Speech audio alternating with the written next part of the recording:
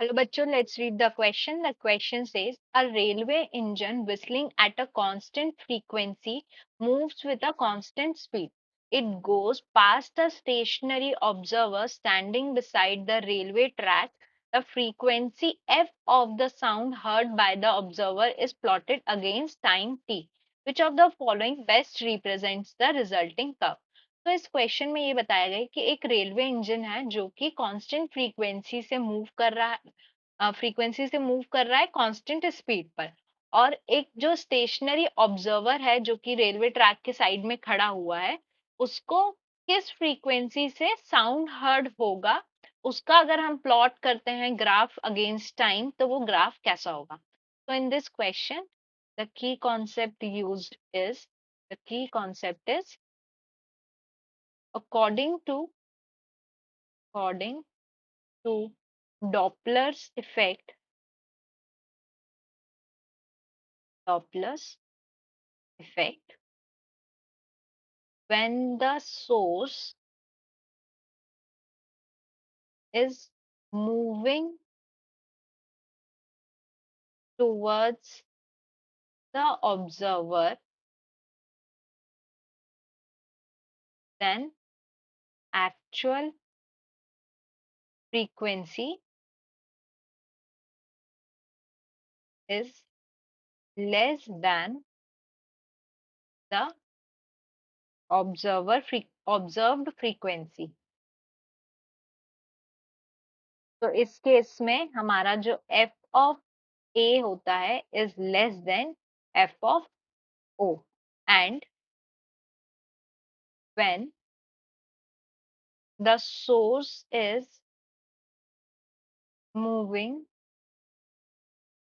outwards or away from the observer, then actual frequency is greater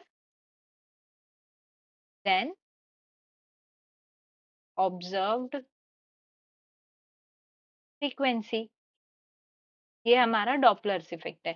अब सबसे पहले case में, case 1, engine moving towards observer, moving towards observer। अब suppose ये हमारा ऑब्जर्वर है और ये ट्रेन हमारी इस तरफ से आ रही है, तो टुवर्ड्स ऑब्जर्वर हो जाएगा। सो हमारी फ्रीक्वेंसी, एक्चुअल फ्रीक्वेंसी क्या होगी? Actual frequency is less than observed frequency. ठीक है, बट फ्रीक्वेंसी इज कांस्टेंट, ये क्वेश्चन में हमको गिवन है, तो हमारी फ्रीक्वेंसी क्या होगी? ऑब्जर्व फ्रीक्वेंसी हमारी हायर रहेगी। So observe frequency will be higher and constant. अब केस 2 में क्या हो रहा है? जब हमारा इंजन क्रॉस कर जाएगा ऑब्जर्वर से, तो अवे फ्रॉम ऑब्जर्वर हो जाएगा। तो engine moving outwards the given observer.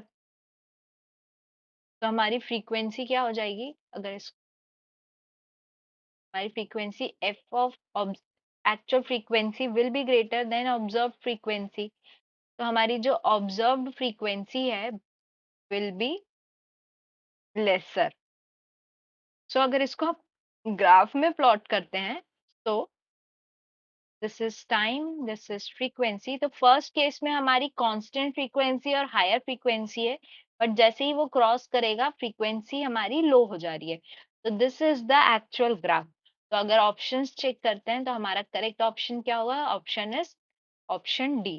तो आंसर क्या हो गया? Answer is option D. I hope you understood the question well. Best of luck.